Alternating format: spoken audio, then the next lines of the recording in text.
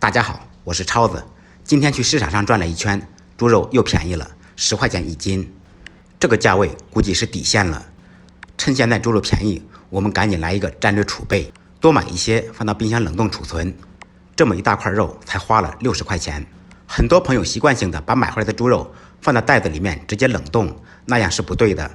这样做，猪肉会流失很多水分，吃着发柴，而且会滋生很多细菌。经过冷冻后的猪肉吃着也没有弹性。今天给大家分享一个保存猪肉的好方法，按照我的方法做，放1年都不会影响口感，而且拿出来的猪肉跟新鲜的一样。不信您可以试一下。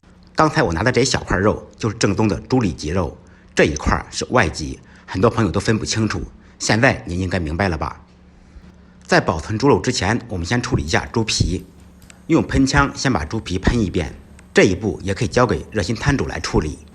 它的目的是去毛去腥，当然不喜欢吃猪皮的同学也可以直接把它剔下来。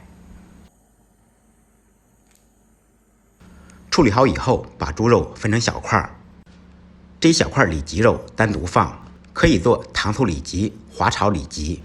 剩下的按每一次炒菜的用量分成小块，这样下次用的时候就会很方便。切好以后，放到一个干净的无油无水的盆中。白酒具有消毒、去腥、杀菌、防腐、抑制细菌生长的作用。切好的肉块放入少许喝剩下的白酒，放入白酒以后，用手反复的揉搓，尽可能的使每块猪肉都沾上白酒。这一步可以有效的延长猪肉保存的时间，而且还有去腥的作用，一举两得，非常完美。酒精经过长时间存放会自然挥发，放心，您吃完肉以后不会查出酒驾。然后我们再放入少许植物油，油有密封的作用，因此它既有防止风干氧化的作用，又可以完好的锁住食材的水分。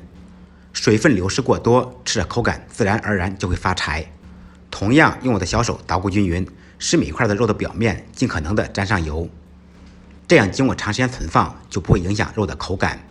全部处理好以后，包上一层保鲜膜，一定要排出里面的空气，这样猪肉就会处在一个真空的状态，就不会轻易的滋生细菌，可以更长的延长肉的保质期。最后再用一块锡纸把肉包起来，锡纸有防水防潮的作用，外面的水分进不去，里面的水分流失不出来，这样就可以大大的提高肉的保鲜时间。用这种方法将所有的肉处理完，这种方法保存的肉真的放1年都不会坏，而且口感和味道和新鲜的一样。